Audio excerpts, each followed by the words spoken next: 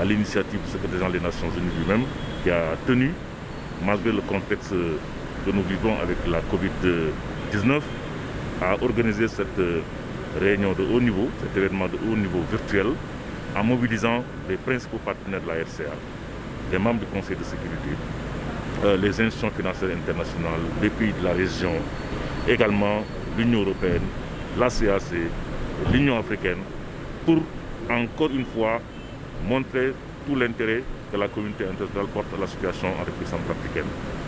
Redire très clairement le soutien des Nations Unies, le soutien de la communauté internationale à l'accord politique de paix et de réconciliation du 6 février 2019 et souligner tout l'intérêt que les Nations Unies, que les partenaires de la RCA accordent au processus électoral. En cours, beaucoup de progrès ont été faits. Le président Kanté Touadéra l'a souligné dans son discours, des efforts significatifs ont été faits. Nous sommes sur la dernière ligne droite vers les élections, avec l'enrôlement des électeurs qui va être bouclé dans 2 semaines au plus tard, avec également l'enrôlement des électeurs de la diaspora centrafricaine également, qui est en cours, qui va être bouclé également dans quelques jours.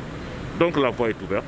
Et je pense que le secrétaire général l'a souligné également dans son allocution, en disant qu'il faut mettre le peuple centrafricain au cœur du processus, mobiliser les jeunes, mobiliser les femmes et faire en sorte que ces élections soient des élections inclusives.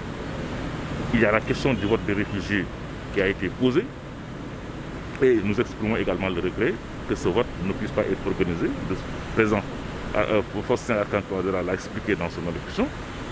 Il y a quelques pays voisins qui n'ont pas répondu à la demande exprimée par le gouvernement pour obtenir l'autorisation d'organiser ce vote dans ces pays. Il y a, a-t-il dit, des questions de financement, il y a les questions également de délai qui sont extrêmement courts et pour éviter tout glissement et pour s'inscrire dans le respect des délais constitutionnels, il n'a pas été possible selon lui d'organiser ce vote des réfugiés, donc de faire passer le projet de loi modifiant le code électoral pour que ce vote puisse avoir lieu. Donc nous le regrettons, comme beaucoup d'autres pays, nous aurions souhaité que les réfugiés puissent participer à ces élections parce que nous avons fait un plaidoyer fort en tant que Nations Unies MINUSCA depuis le début avec nos partenaires du G5 et le constat est là. Mais il faudrait continuer à faire le travail, faire en sorte que les délais constitutionnels soient respectés, que le premier tour de l'élection soit organisé le 27 décembre. Et donc nous sommes engagés dans cette dynamique-là. Je voudrais donc me féliciter très sincèrement de cette initiative du secrétaire général de remobiliser encore une fois la communauté internationale autour de la République centrafricaine. Nous avons entendu l'engagement de tous les partenaires de la RCA. Voilà, mais monsieur le représentant spécial des élections, parlons-en. Autour de la table justement de cette réunion virtuelle, il y a les Nations Unies, il y a l'Union africaine, la CEAC et bien d'autres partenaires que vous venez de l'évoquer ici. Et justement, monsieur le représentant spécial, nous savons que sur le terrain, alors que le processus est en cours, des élections est en cours, il y a des agitations de certains groupes armés sur le terrain. Qu'en est-il alors de la sécurisation de ce processus-là? Pas plus tard que ce matin, du 1er octobre, le Premier ministre a organisé une réunion avec la MINUSCA, avec l'autorité nationale des élections, avec le général commandant de la force de la MINUSCA et le chef de la police de la MINUSCA pour examiner la situation, surtout à l'ouest. Parce qu'à l'ouest, il y a également 4 localités où les inscriptions n'ont pas pu être faites. Les agents sont sur place, il y a eu des menaces des 3 heures et la force a pris toutes les dispositions pour que les enrôlements se déroulent dans ces régions.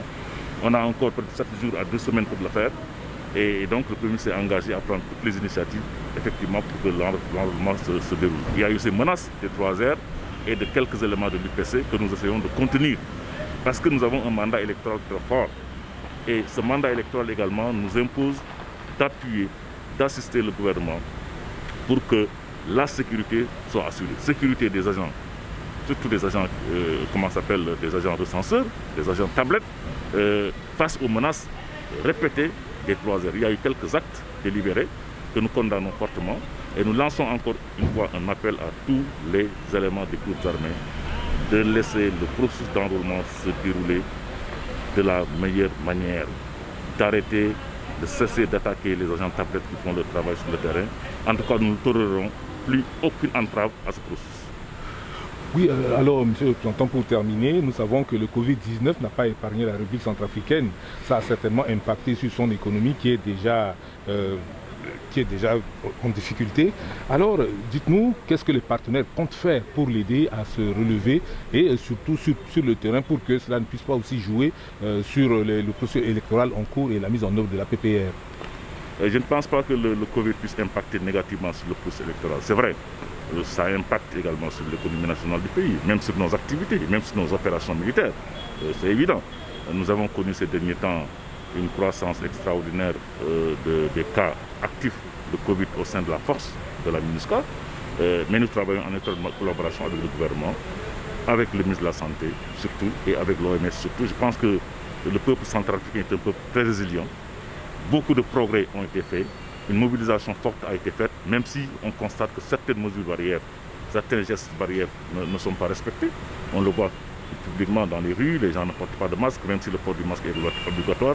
Les distanciations sociales, physiques ne sont pas toujours respectées. Il faut continuer cette campagne de sensibilisation, cette campagne d'information pour que les gestes barrières soient respectés. Jusque-là, je pense que la Covid est bien contenue et bien gérée par le gouvernement, avec l'appui de ses partenaires, dont notamment l'OMS et les Nations Unies.